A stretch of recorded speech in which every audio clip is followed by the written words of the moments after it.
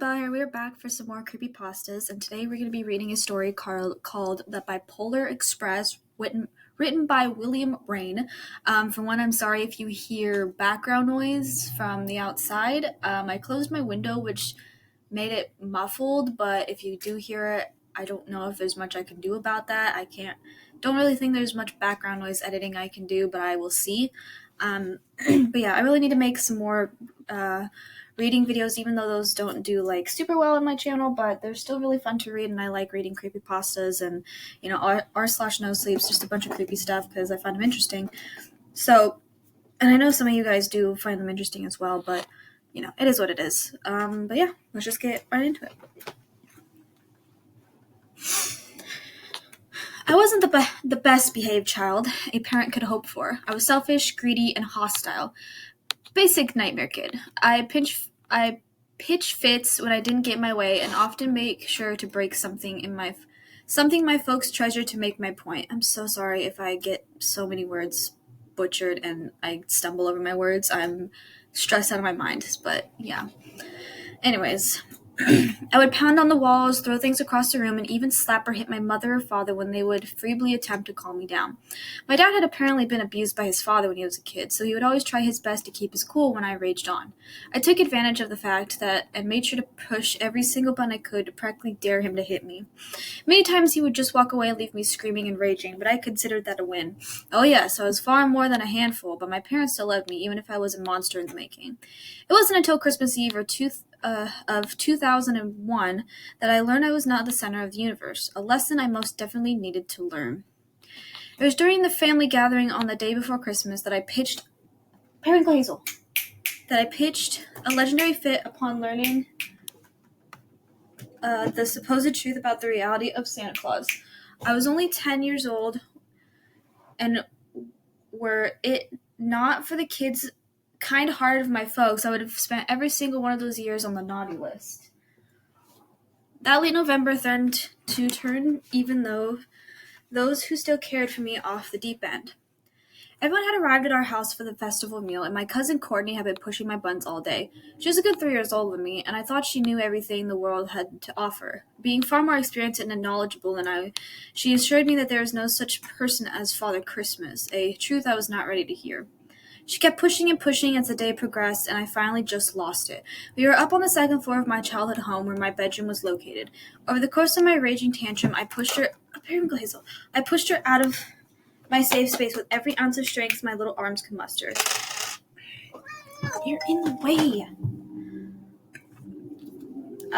Even after I got her out the door, I continued thrusting my palms into her back, paying no attention to what lay ahead. 1 second. She had already started crying before I gave her the final jab that sent her rolling down the stairs. She tumbled against the wall and the railing as her arms flailed and head bounced from one step to the next. The snapping sounds and muffled yelps ended with a thud when she hit the floor below. Every adult had made it out there before her fall came to a close, and their shocked and appalled eyes cut from her twisted body to my guilty face. I performed some awful acts during my short lifespan before that day, but my parents had always attempted to cure my terrible ways with kindness. This would mark the end of such times. Before the ambulance arrived, my father snatched me by the ear and dragged me into the bedroom. He screamed at me in ways I did not realize he was capable of. I was crying my eyes out while begging for forgiveness, but he wouldn't let up. He wanted me to cry, and he was right. I deserved this, and worse. As his anger grew more intense with every word until he raised a hand to strike me, it wasn't until that his own rage faltered. He just stared at his own hand for a moment before he dropped it exhaustedly back to his side. He glared back at me as I watched the scowl on his face lighten back to a more blank expression, with tears slowly dripping from his eyes.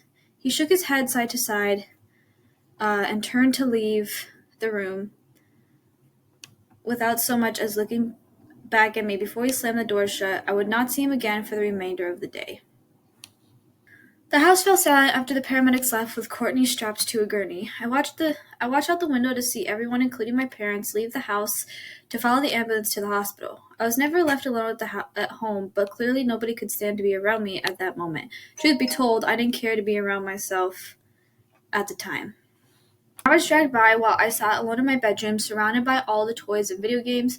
My behavior never earned me Regardless of my short life having included an endless supply of tantrums and violent mood swings when I didn't get my way, I never really felt bad about the misery I wrought.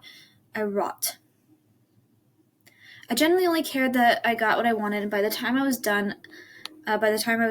This time, however, I did not feel any level of joy from this. I tried to find myself in the back of my mind, reasoning that it was completely the fault of my older cousin for pushing my buttons, but I knew she didn't deserve this. Perhaps if she hadn't gotten in my face, I wouldn't have snapped like I had, but her actions did not warrant what I did. Maybe she just ended up with a couple of bruises, and it's not as bad as it sounded. I reasoned with myself, though I still could hear the snapping of her bones ringing in the background of my silent, darkened room. No matter how hard I worked to evade the guilt that was in pursuit, I could not escape it. I can't say I have ever felt like this before. Even when I broke the big screen television my father took such pride in, I didn't feel bad. Regardless of my inadvertently setting fire to the curtains in the living room, which very could possibly have burnt the entire house down if my mother's reflexes hadn't been so quick, my conscience still felt clear. There was no getting away from this one no matter how much inner arguing I performed. Corny could be dead for all I know, and her blood would be on my hands. For hours I just sat in silence, perched on the floor of my room. Even after the sun retreated for the night, I did not move from that same spot. I could have gotten to my feet to at least turn the light on, but I wanted to be in the dark. Any light could run the risk of me seeing the reflection in the window or something. I couldn't look into my own eyes right now. While my brooding continued and the world outside felt still, I became aware of a slight rumbling. It felt as if the whole house had begun trembling slightly. The sensation was growing more and more intense by the second, finally inspiring me to break myself free from the carpeted floor for the first time in hours. I ran to the window and looked outside after a light appeared to beam through, almost as if the sun had shot back up from its dormant state. I could barely believe what I saw while I pressed my nose against the glass. My childhood home was on a very average suburban street. Most of the houses sported similar designs, with not much variation in color palettes. A two-lane road with a house on either side of it, just like a million of other neighborhoods across the country. Said road had now been replaced by a train track with a long and somewhat ancient-looking steam train upon it. The smoke billowed from the wide chimney on the front, lining in the street in an almost unnatural fog. As I stared at the unusual sight, I saw a man in the conductor uniform exit the train. As soon as he set foot upon the snowy ground, he glanced up and met my gaze. I quickly ducked down beneath the window, but I could still feel his eyes on me. I lifted my head up to look down at the man once more to find he was still glaring at me. He had a kind face with a wide smile and bright eyes. He raised his hand and gestured me to come to him. Though I was more than freaked out, something inside me was almost begging to march out into the cold to see this up close and personal. I grabbed my thickest winter coat, scarf, and boots and ran downstairs without looking back. I threw the front door to my home wide open, and I just stood there staring. I pulled a knit cap from my coat pocket and pulled it snugly into my head while the conductor still smiled on, waving his arm to beckon me forward. I stepped out into the thick snow on the ground while swinging the door shut behind me. The wide-eyed and glaring expression of the man did not falter while I took wide steps, crushing the snow beneath my boot. Are you ready? Oh, God, I can't do a fucking Irish accent even though I'm Irish. Are you ready, lad?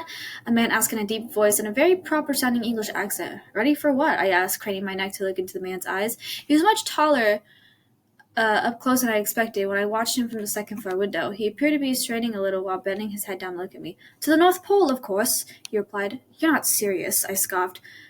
Do you doubt your own eyes, child? He asked, holding his arms out to present to the train to me like I hadn't noticed it. The man's expression had not wavered even a little. His bright green eyes were so wide that they almost appeared to not be cupped at the top and bottom with any eyelid. Just perfectly round circles with small pupils in the center. His perfectly aligned and sparkly white teeth looked almost false and slightly cartoony. Though the face as a whole seemed unthreatening, it became more and more uncomfortable the longer I stared at it. No, I replied, shaking my head softly. I don't think I should. He just glared down at me with those cue balls for eyes and chiclet teeth, neither blinking nor moving in the slightest. I felt my back tense up, and I was unsure if it was due to the frigid cold or the gaze of the stranger in the dark red train conductor's uniform. I started to turn back away from the man, whose brow had begun to sink a little, forming a crease above a large and somehow darkening eyes. They had been a bright light green before, but as I stepped away from him, they appeared to have grown a much deeper shade, bordering on black.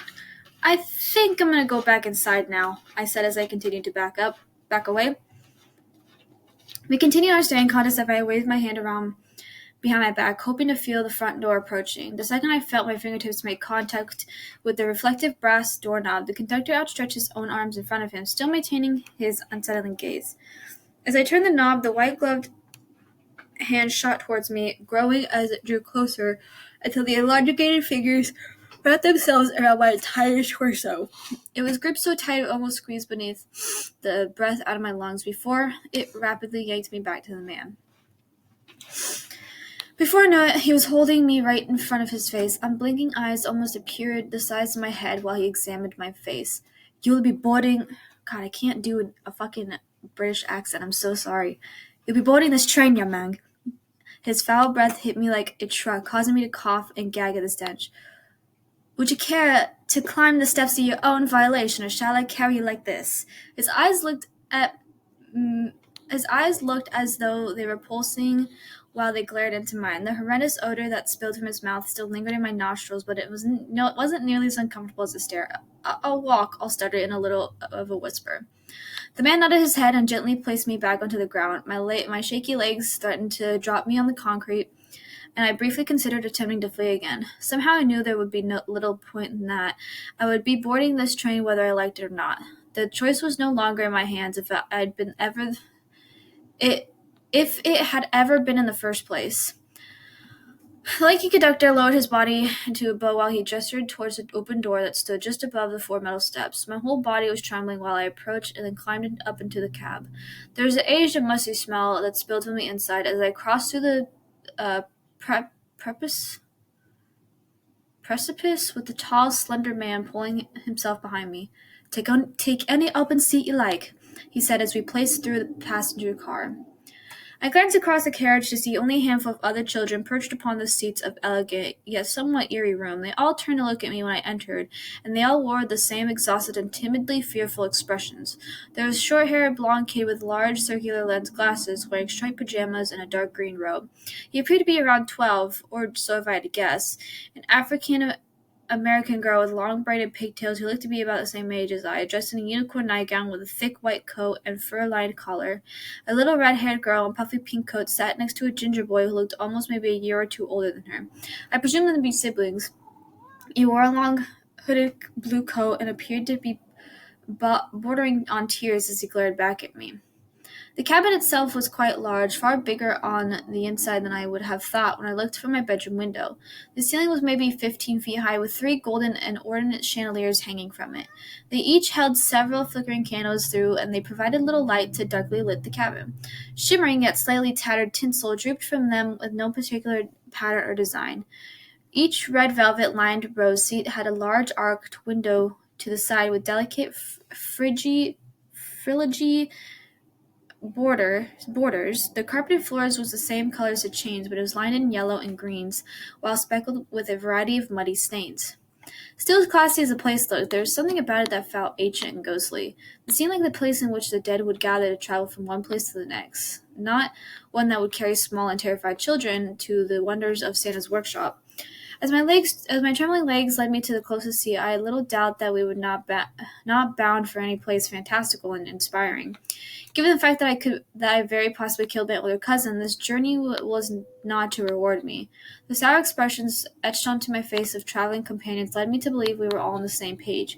We would be facing punishment for our ill deed this night, something I could not deny that I deserved. Oh, gosh.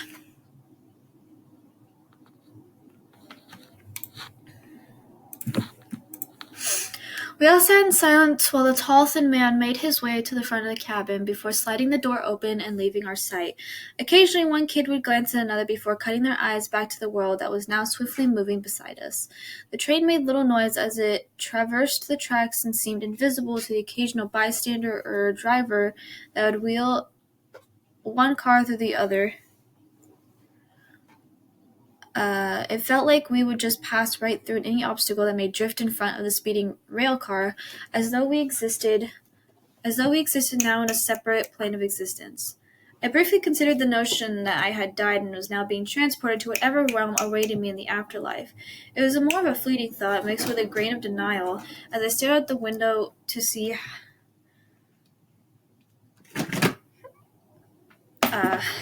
to see a row of houses give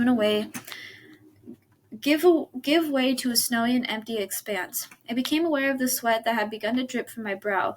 I realized it was almost suffocatingly hot in here, and I thought it may be best to remove my thick winter coat.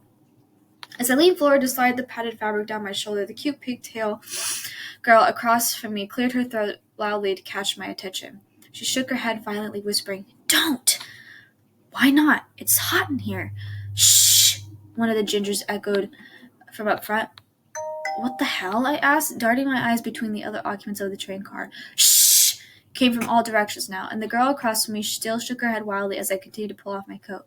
"You guys are being dumb," I said, shaking my head, pulling left arm free from my jacket. Suddenly, the door in front of me, at the door front slid to the side, revealing the still smiling face of the conductor behind it. Instantly, all the other children turned their gaze from me and looked down at their own laps or out their window.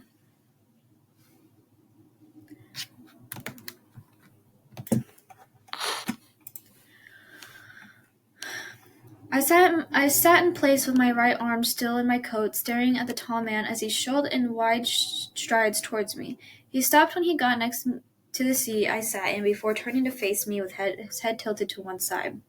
We just stared at each other for a moment. "Here we have only one rule." I felt my heart begin to race, while the wide, round eyes darkened once more. "Never, ever let them cool." I slowly pulled my coat back up my left arm and pulled it shut in front of me. As I continued my staring contest with the grinning man, he held his right hand up beside his face, snapping his fingers. Seconds later, another man came speeding through the door, pushing a cart while it held a tall pitcher and a single filthy mug. It took me a second to notice that the one who pushed the tray appeared to have absolutely no features upon his face. It was like a blank sheet of flesh with two small holes for eyes, no mouth, no nose or ears. The stained green and white striped shirt he wore hung to his knees, with eerie thin pale legs protruding beneath it. I referred to him as, him, because the proportions and mannerisms were somewhat masculine. Otherwise, there was very little way of telling what he actually was. The blank-faced man stopped the cart right beside the conductor, who reached for the pitcher with his eyes still fixated on me. He poured dark and steaming liquid into the cup without spilling a single drop, despite his gaze not shifting from mine. He laid the pitcher down and snatched the cup, holding it out to me.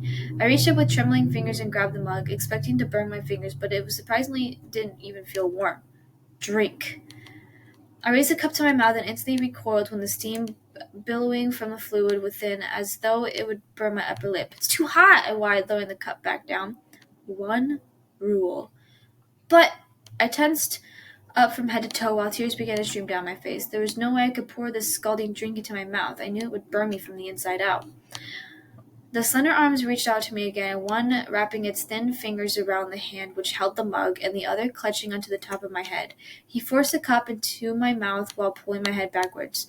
"Never." The rim hit my lower lip, immediately and excruciating, fusing the tender skin with the ceramic. "Ever." The thumb of the hand which gripped my head tightly extended and lowered to push open my bottom jaw open. "Let them." I was struggling to break free from his grasp, and even though he held me by the head and hand, I could barely move my body. "Cool!" He tipped the bubbling beverage into my open mouth, spilling a burning liquid across the skin of my face as much as down my throat. I screamed out, horrified by the immense pain I had never imagined. I felt blisters forming on the outside of my mouth as well as the inside of my gaping orifice. It was like fire was erupting from within me and as though it were melting my insides, tearing holes in my inner lining of my esophagus and stomach.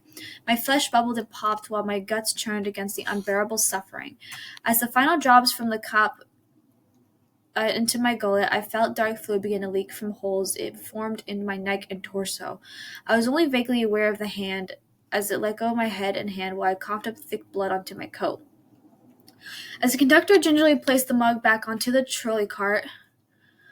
rolling trolley, after tearing it away from the lip that had bonded to it, he ushered the blank-faced man out of the room. My body was spasming and twitching while the holes in my flesh sealed themselves back shut. The bubbling skin on my face became still and soft once more, and the horrendous agony subsided. I turned to face the tall man again, studying to see him studying me, tilting his head from side to side like a curious dog. I just stared back at him, still trembling from the shock and the events that had just transpired. He turned on the spot before walking to the front of the cabin and out the door, sliding it shut behind him. Though my wounds had all closed and my flesh showed no signs of torment, it just had suffered. My clothes were still damp from the liquid which poured inside and through me. I never felt more pain than the occasional scrape near elbow before this day. Perhaps some bruises from a fall from my clumsy twin left feet from time to time, but not even close to what I had just experienced. I was still shaking all over, and none of the other kids would even acknowledge me. They tried to warn me. I couldn't deny that. Had they already experienced this themselves, I wondered?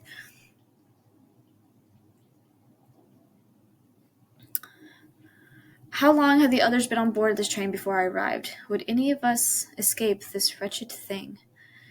My head was in chaos as I turned to face the window again, to watch the world beyond these walls travel rapidly away as we thundered forwards. There had to be a way out, even if it meant leaping from the train and onto the snowy ground outside. Perhaps it would be thick enough to break my fall.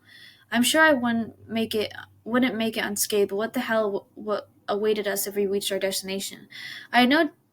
I tried to communicate with my cellmates, so to speak. I can't say that I was in a rush to break any more rules, but according to the conductor, they only had one. Snow-covered fields were all that surrounded the speeding train as I gazed through the glass, which were heavily frosted on the outside. My body was still trembling, though it was still insufferably hot in the train car I shared with the other silent children. Every now and then I could swear I saw movement within the white mounds of earth outside. Though it was dark outside, the full moon shone down through a cloudless sky, which may have just been causing me to see things as we sped past the landscape on the other side of the window.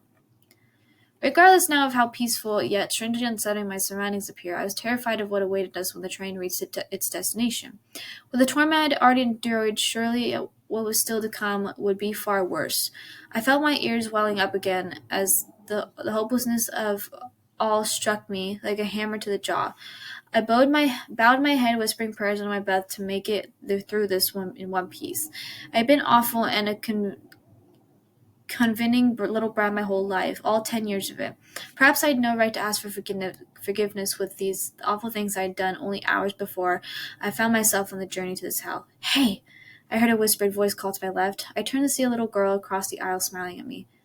"Hi," I replied softly. I meant to speak a little louder, but it seemed I was no longer capable of anything more than a whisper. Maybe I had sustained some lasting damage after all. She smiled at me with somewhat remorseful in her eyes. It was as if she felt guilty for what I had just endured, but even as much of a shitty human being as I was, I knew she tried to help me. I was too tame of a pig head to listen. "I'm so sorry you had to go through that." She cut her stare away from me as she spoke with a slight crack in her voice. "It's not your fault," I said, attempting to smile as much as I was able. We just stared at each other for a moment. She was a pretty girl with beautiful brown eyes. She looked very tired, though I couldn't tell if it was exhaustion or from this experience or the fact that it was some time after midnight by this point. I was still very young and hadn't really taken time to appreciate the opposite sex just yet, but I found myself quite taken with her, which caused my face to flush and cut my eyes away from in embarrassment. "I'm Sophie." It's an interesting way, but okay. She whispered. I couldn't tell if she was keeping her voice low in hopes of avoiding alerting our host, or if she may have been forced to ingest the acid-like concoction herself. "Mickey," I replied, still feeling incredibly shy. "Will you shut the hell up?" The boy round glasses called out in an aggravated whisper. "You're gonna get us all in trouble if you don't stop." His neck craned around the edge of his seat and looked at me, as his brow formed a scowl not unlike the one my father had shown me earlier in the day. It was mildly annoying in that Sean only directed his rage at me, when I was not alone in the conversation I was having. But I could still understand where he was coming from. God knows what other members of the small group had gone through before I had boarded. I just nodded at the angry kid before giving Sophie a guilty smile and shrug. The boy turned his face from me again while I still glanced at the little girl from the seat beside mine. He locked eyes for a few moments, and I was surprised the experience made me feel more uncomfortable. There was something peaceful about her which helped my scattered mind regain a little composed state. This, however, was before the door slid open again. "Tickets, please," the conductor said as he strolled up to the red-haired kids in front. I don't have a ticket, sir," the boy replied, stammering to get his words out. "I beg to differ, young man," the tall man said as he stretched the right hand of the child up.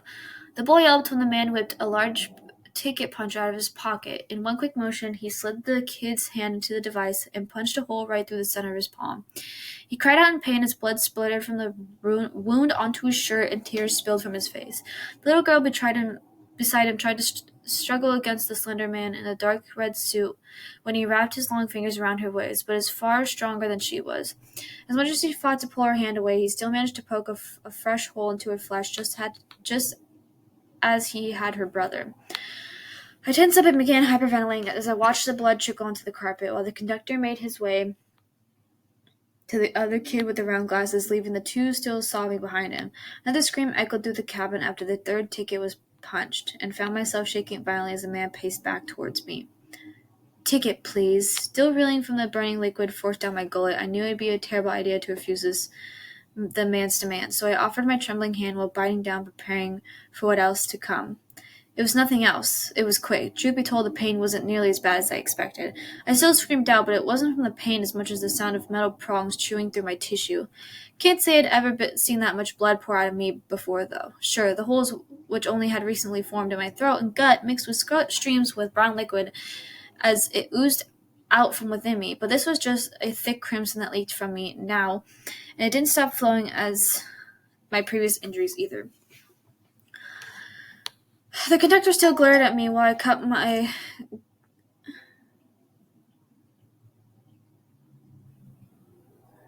as I cut my gushing right hand in my left. He almost appeared disappointed that I wasn't making as much as a fuss as the other kids who still whined and sobbed. I turned my gaze to meet the little girl across the aisle who, trying to mentally signify her that it wasn't that bad. Strangely, she showed no sign of fear or apprehension. She just smiled back at me with something in her eye I couldn't quite decipher. "What are you looking at, child?" the grinning man asked before I cut my eyes to meet his. "Huh?" I replied, quite confused by the question, as I found it quite obvious what I was looking at. "What are you looking at?" There was an impatience to his voice, regardless of the fact he spoke mockingly slow now. "What?" Before I could finish a single word reply, he swatted the back of his hand against the side of my face.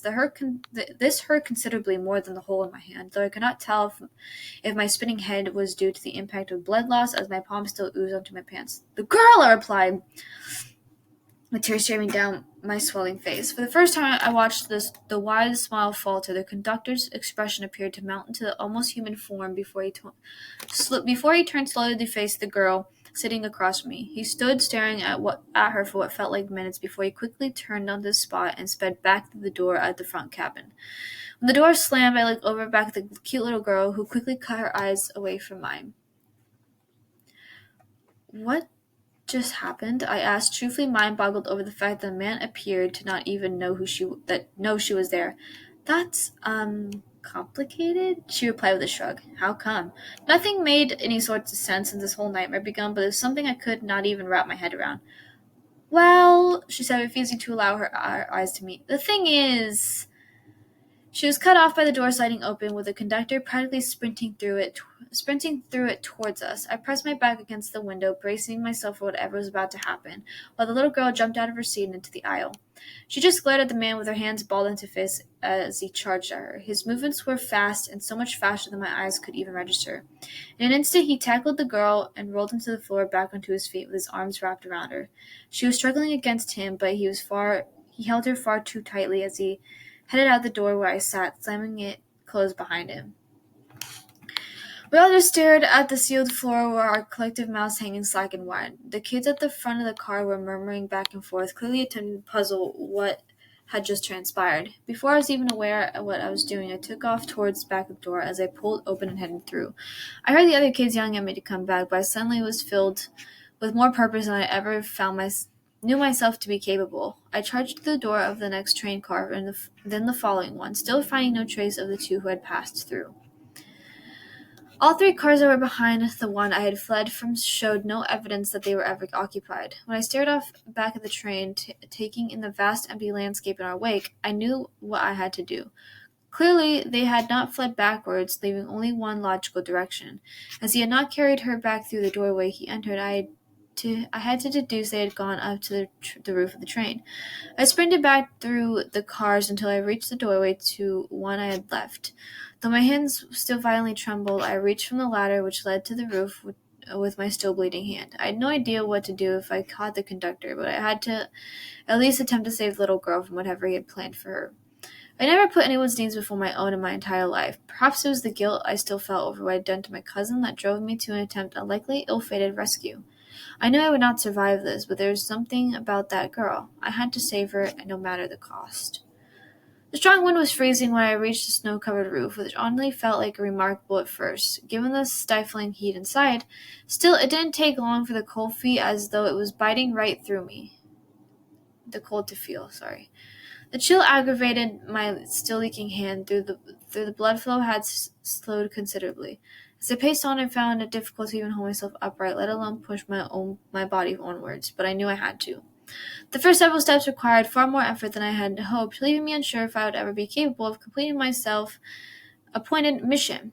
Perhaps it was the guilt I still felt over what I had done to my cousin that inspired me to continue to force one foot in front of the other, but I dreaded to think what the cute little pigtail girl was enduring while I trudged through the snow.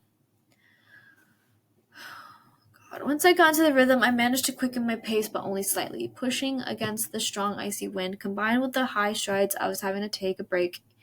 Each step free from the snow made swift progress out of the question, but it was progress nonetheless. I could barely see 4 feet in front of me, let alone whatever distance I could traverse before reaching a battle I was sure to lose. But I wouldn't let that stop me. I plundered on with purpose, and every single successful step I was more and more driven by that. I had no way of telling how much time had passed as I leapt from train car to train car. The first jump was the hardest and the most terrifying, but not unlike those initial hesitant footfalls, every leap was less scary than the last. By the time I saw the faint light ahead of me, I had successfully cleared 6 boxcars. As I drew closer to the light, I could see it flicker like fire, although it appeared to be float several feet above the roof. "You should not be up here, little boy." A voice even deeper than that the conductor spoke. I felt my bladder attempt to give way. The shimmering light moved closer to me, revealing what appeared to be an incredibly tall person with an ancient-looking fire lantern for a head. It wore a long brown snow-speckled coat which came down 2 feet that were buried in the snow. Its long arms hung just past where I presumed its knees to be as it stared down at me, well, as much as a lamp can stare, I suppose. Still, I could feel it glaring at me, causing same discomfort the conductor's wide eye gaze caused. I have to get by, so doing my best impersonation of someone with actual confidence in their words. Without another word, its long arms reached towards me. I ducked down and rolled through the snow, managing to avoid its grasp, but this did not get me any closer to my goal. It swiped at me with the left arm, following another swing from its left. Fortunately, the thing did not move quickly, and I found myself able to dodge. It just continued to swat at me while I trembled and leapt around the elongated limbs while attempting to locate any way of getting past. Finally, I noticed a split in the long coat where the buttons had just ended above the presumed knees. As both arms reached out at me, I jumped forward into open section of the trench coat. The legs now crouched between, looking thin and frail, so before the bony hands, which were attempting to reach me through the opening, could grab me, I kicked at the left foot, which stood thick in the snow right now. Even with my small and weak stature, it didn't make much force to cause the tall creature to stumble. As the leg I kicked slid into the side of the roof of the train, the other came crashing down on me. Before it could pummel me to the ground. I rolled through the curtain leg back to the long coat. Once I was clear, I turned around to see arms and legs flailing as the lamp head thing stumbled off the speeding train. I saw nothing more of a quickly flash of light, assumed by a line of smoke rising from where I assumed it made contact with the ground. With my heart still hammering, I stood up with my trembling legs and stared back of the path in hopes of tracking the quarry before whatever the conductor had planned for the little girl occurred. Though I feared I would run into another of whatever that thing with the flickering head was, I did not run into any more obstacles until I reached the front of the train. The carriages ended with only the long trolley filled with coal and the engine just ahead of it. Just as I stared and gathered up enough courage to leap into the rough and jagged coal, I found myself nearly paralyzed with fear when a familiar voice spoke behind me. "And where do you think you're going?" The conductor spoke directly into my ear. I spun in place to see his wide eyes grinning, face only inches from mine. He stood in place, leaning over at the waist to gaze up directly at me. Um, I was. I could barely form anything closer to actual words while we just stared at one another. Well, speak up, boy. His darkened eyes formed in the unsettling scowl again. The girl? I asked in a little more than a stuttered whisper. Ejected, I'm afraid. Would you like to join her? We just stared at each other for a moment, and I was terrified that I was about to be launched from the very spot, only to crash into the ground around us. I couldn't help but wonder if this would be a better option for whatever hell he had stored for me if I were permitted to remain on board. I don't think so. I don't think so, he said, wrapping his fingers around my face and lifting me from the snowy roof. I braced myself for preparation for being tossed like a rag doll, but he did not throw me over the side. He just stomped in wide strides with me hanging from my head in his outstretched arm. He stepped in wide strides, crossing the carriages much faster than my tiny legs had. Though I wouldn't say I was particularly comfortable dangling like fleshy Christmas ornaments by the face, I was beginning to feel secure that my punishment may not be overly severe this time. Naturally, I got too far ahead of myself. He said, stopping in place. He glanced back into my eyes, which was covered by his large palm. It's quite cool out here, isn't it? With those words, my heart began to race again. One rule. The words echoed from the back of my mind. I hadn't broken the law of the train by climbing out of my seat, not when I crossed through the other side of cars, nor when I tipped my attacker off the side. Stepping out into the cold night air in the first place, however, that's where I crossed the line. As the malice formed on his brow once more.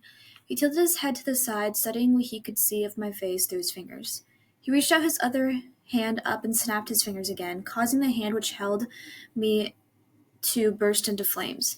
The pain was immediate and unbearable. I screamed out as my skin bubbled, popped, and dripped onto my shoulder, while fluid leaked down the conductor's arm. I could feel my flesh peeling away in the thin sheets, while my eyelids popped and oozed from their sockets. As the tall man paced on, I lost all track of the passage of time, existing only in the insufferable agony of my melting head. Somewhere along the line I must have blacked out. It wasn't until my body was tossed into the hard floor of the cabin behind the one which still held the other terrified children that I became aware once more. As soon as my regrown eyes opened, I grabbed at my face to find that everything felt intact again, although I remember every single excruciating second before I passed out.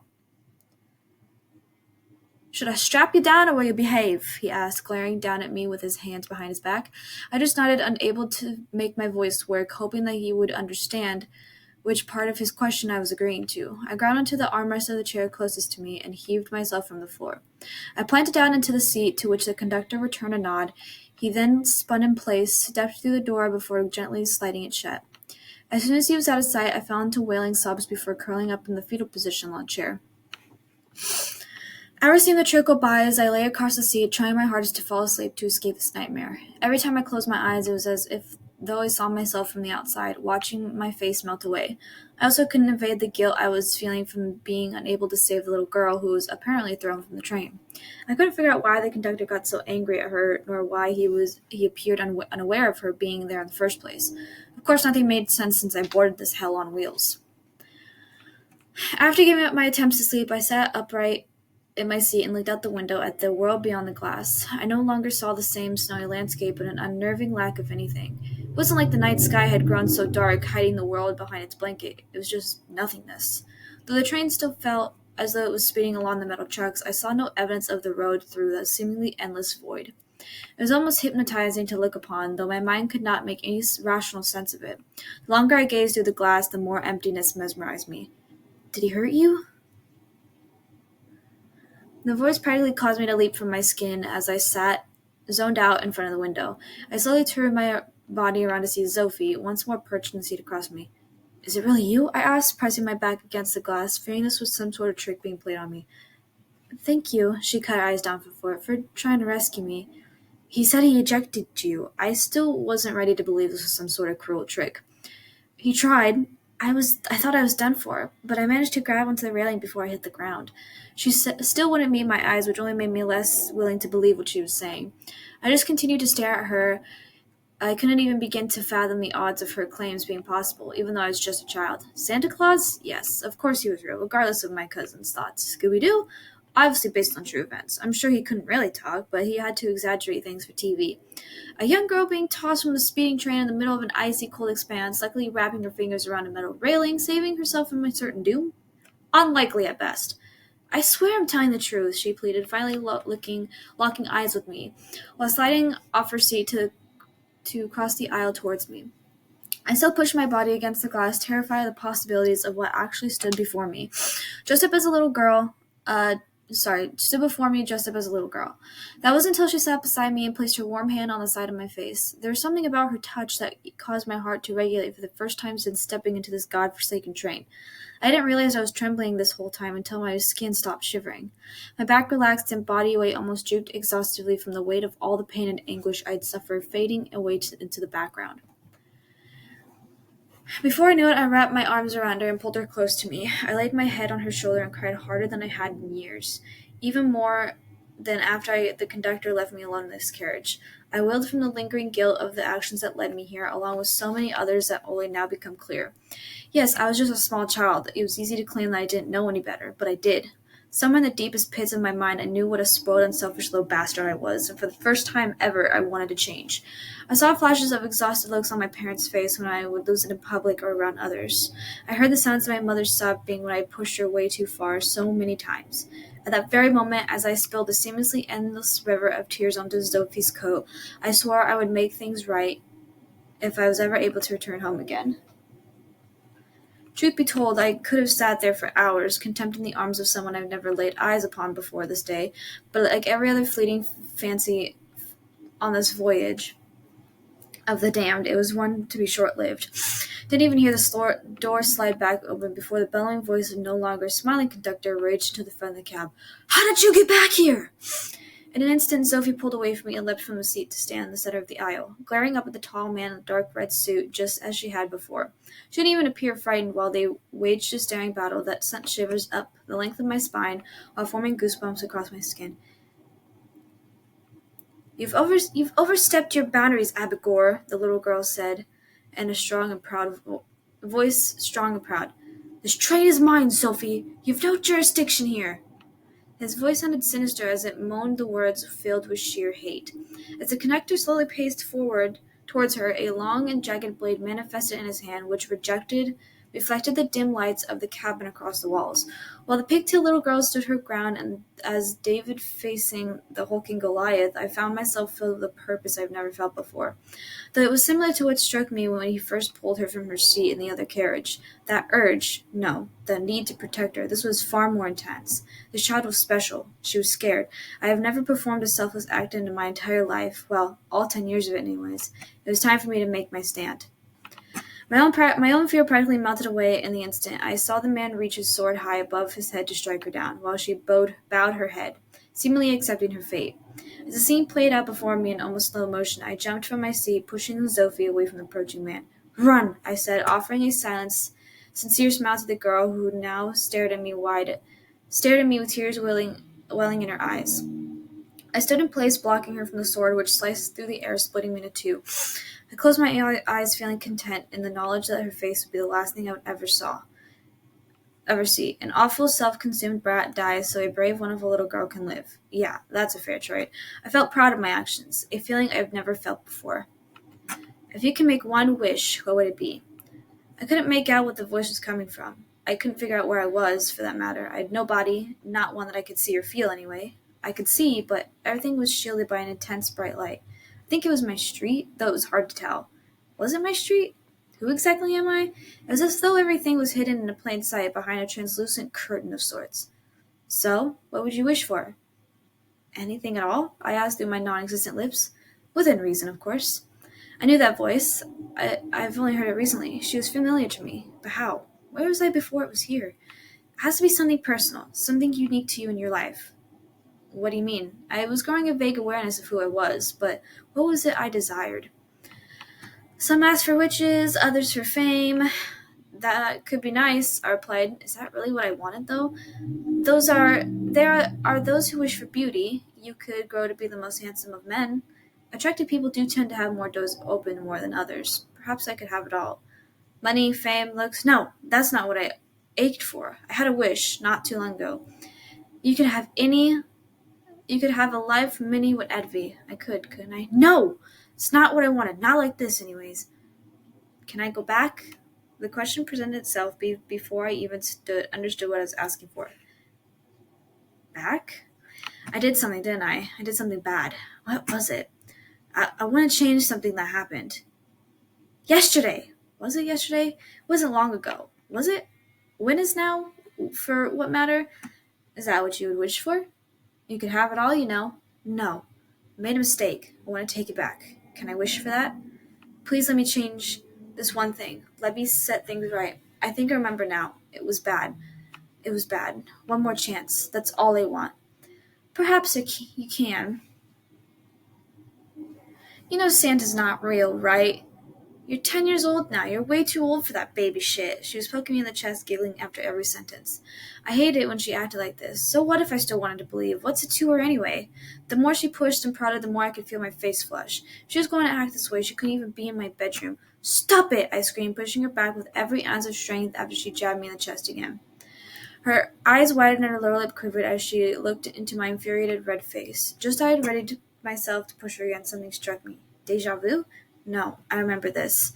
There's something else. That scar in the center of my hand. Suddenly, a veil lifted before my eyes, memories spilling back into my mind as though they were poured from a jug. My scowl softened, my face cooled. I looked up into the eyes of my older cousin and suddenly felt a stab of guilt. What the hell? Courtney cried out as I wrapped my arms around her. I'm so sorry, I said while my eyes welled up. You're so damn weird, she said, pushing me away before running down the stairs. I stood alone in my bedroom watching her swiftly move out of sight, descending the stairs in the proper way as she should have been permitted to do the first time. I turned my gaze back into the interior of my room, glancing all around the wonderful belongings. More toys and games than the average kid could hope for, lazily scattered around my spacious bedroom. Items purchased with love, which I had showed little respect for those who bought them for me. I proudly sprinted down the steps towards the dining room to where my parents stood surrounded by family and friends. I could tell my father tensed up as soon as I entered the room. No doubt he was prepared for another yet of my whining, bitching, and moaning. The look on his face was almost comical when I ran forward to hug him. He and my mother shared a shocked look while I extended my arms around her too. You okay, kiddo? He asked reluctantly while placing his hand on top of my head. I just looked up at my folks with tears still trickling down my face. I'm so sorry for everything. I promise I'm going to try to be better. I love you both so much. They stared down at me and back at each other, completely lost for words. Things changed dramatically in the weeks that followed that Christmas Eve I've lived through twice. It took a while for my family to accept that I had actually changed my ways, but before long I was closer to my mom and dad than I ever had been. Even Courtney became almost like a sister to me. Though she was a few years older than I, she only lived a few blocks away. She would babysit me for free when my folks would enjoy the occasional night out. Another thing they were hard pressed to achieve when I was still screeching, fit, pitching little brat, as nobody would have desired to take care of me in their absence. The full memories of my experience on the train took some time to reform in the back of my mind, but the lesson I learned had stayed with me to this day. Sometimes I wonder what happened to the other children I shared with that train car with. Perhaps they had their own trials to endure before they would be set free. I can only hope they succeeded as I did. On occasion, I allow myself to wonder the entire experience had only been in my head, but a small crucial scar that remains on my palm and back of my hand would suggest this was not the case. Some years back, I married and fathered a child, a boy who was almost as prone to tantrums as I was at his age. And my wife and I are trying everything we can, though little seems to have any effect. Maybe this is karma for being such an insufferable little shit before I found a better way to live. Though my experiences almost 20 years ago now still cause me to jerk away from the graphic and horrific nightmare from time to time. I'm grateful for that hellish trip. My son is 10 years old now, the same age as I was. My outlook changed for the better. I can't deny there's a little voice in the back of my head that secretly hopes the train arrives for him this Christmas Eve. Does that make me a bad parent? Yikes. That was interesting. If that's like what they do to all bad kids that act like little shits and need to be taught a lesson to learn their ways, then that's some kind of deep shit, William. I give you credit for that. I'll admit to you guys, I literally had stopped reading halfway through because I was falling asleep while reading it. How can I do that? I don't know. I somehow could do that all the time. So I paused it.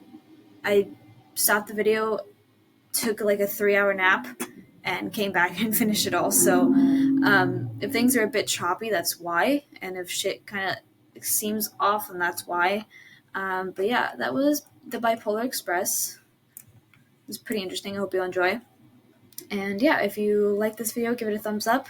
Be sure to hit the subscribe button down below if you like. And be sure to leave a comment of what you think and what other creepypastas you want me to read that I haven't read already. And yeah, I love you guys, and I will see you guys later. Bye.